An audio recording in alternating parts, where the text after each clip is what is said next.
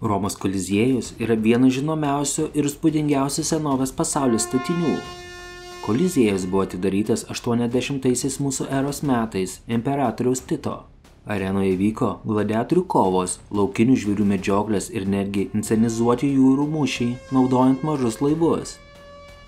Romos Koliziejų statantis architektai apgalvojo kiekvieną smulkią detalę.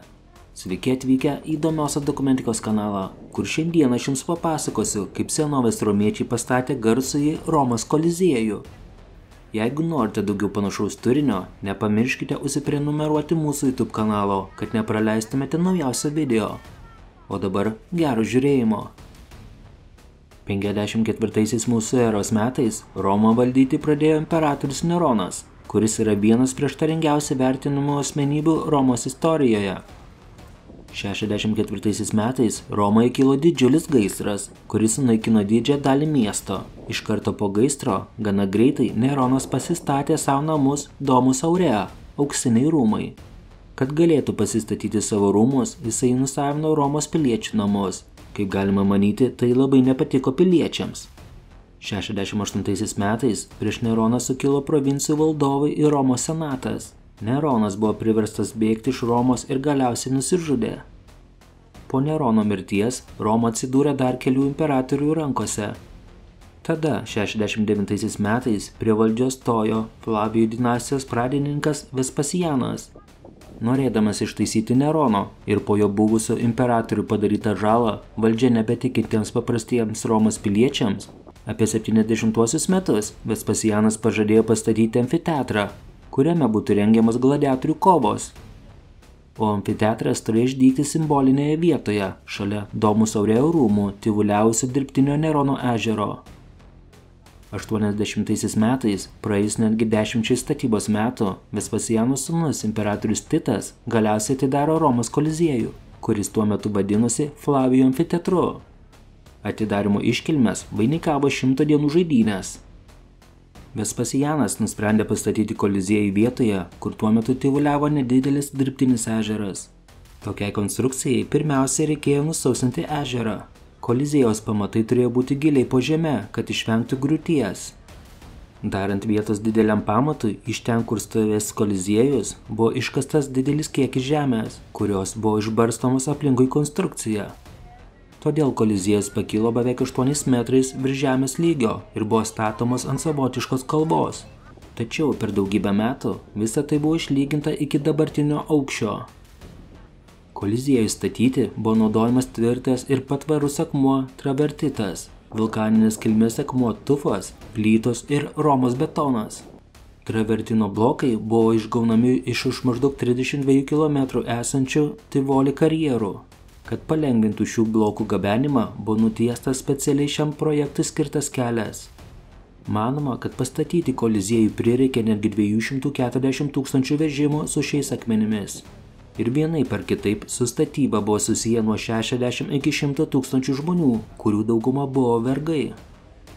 Kad Romoje galėtų stovėti milžiniški pastatai, buvo naudojamas ypatingas Romos cementas, pagamintas iš kalkakmenio, vulkaninių pelenų ir smėlio mišinio. Šis cementas yra toks tvirtas, kad didžioji dalis Romos pastatų išliko ir iki mūsų dienų. Kolonos ir arkos Koliziejuje buvo statomas iš tvirto Romos cemento, tai buvo galima sukurti išskirtinę atvirą erdvę. Koliziejaus pamatai taipogi buvo sustiprinti šiuo cementu. Koliziejaus konstrukcijos statyba prasidėjo nuo arkų, kurios buvo statomas iš travertino, kuris pasižymė tvirtumu, ilgaamžiškumu ir gražia išvaizda.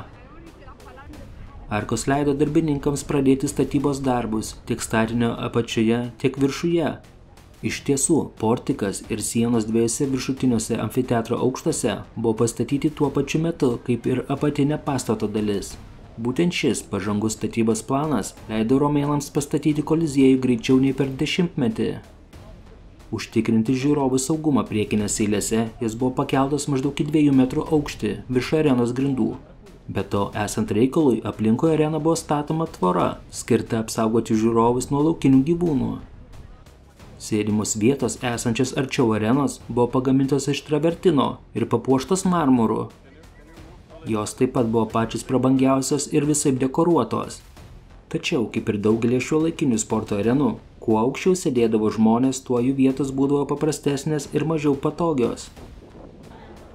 Koliziejuje, norint pašalinti žmonių ir gyvūnų atliekas, buvo reikalinga kanalizacijos sistema. Viešieji vonios kambariai arba tualetai tai buvo duobių eilė žemėje, iškalta virš vamzdžio, kurio tekėjo vanduo, tiesiai į kanalizaciją, kuri buvo prijungta prie pagrindinės miesto kanalizacijos Kloaka Maxima. Ši sistema taip pat galėjo tiekti gėlą vandenį žiūrovams. Tokio masto objektas naudojo vandenį iš pagrindinio Klaudijos akveduko. Vandens tiekimas buvo įgyvendintas pastatant tunelius Koliziejaus sienose.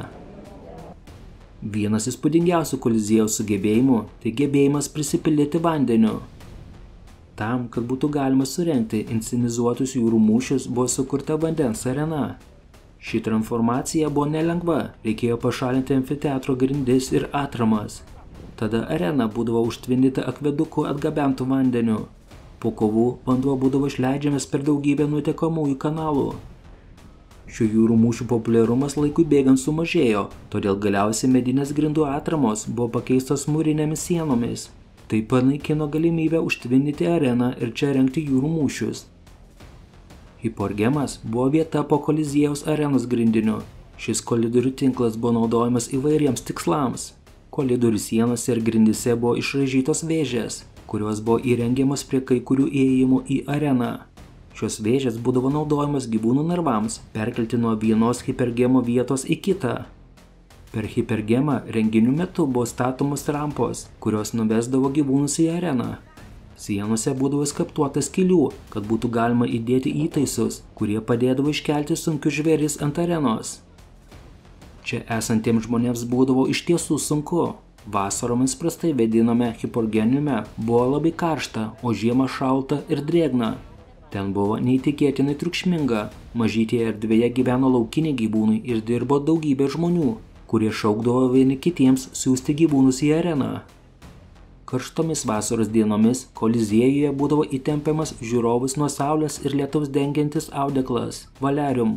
Jis būdavo sutvirtintas virvėmis su didelė skyle per vidurį, kuri nedengė arenos. Šį dangalą ištempdavo bei tvarkė Romos laivyno jūreivių komanda.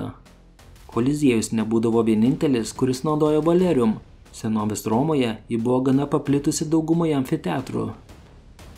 Gladiatorių kovas Koliziejuje buvo uždraustas 404 metais imperatorius Honarus įsakymu.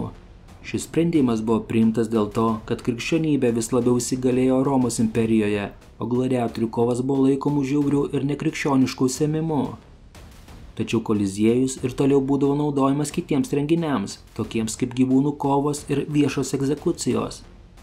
Gyvūnų medžioklės arenoje tęsiasi dar mažiausiai iki 523 metų ir galiausiai buvo uždraustas dėl per didelio organizatorių išlaidavimo. Ir tada Koliziejus prarado pirminę paskirtį visiems laikams. Manoma, kad per Koliziejaus gyvavimo laikotarpį čia žuvo šimtai tūkstančių žmonių ir dar daugiau gyvūnų. Ką jūs manote apie Romos Koliziejų? Gal jums yra tekę čia lankytis? Savo nuomonę galite palikti komentarų skiltyje. O dabar ačiū, kad žiūrėjote ir iki susitikimo kitame įdomiausios dokumentikos video.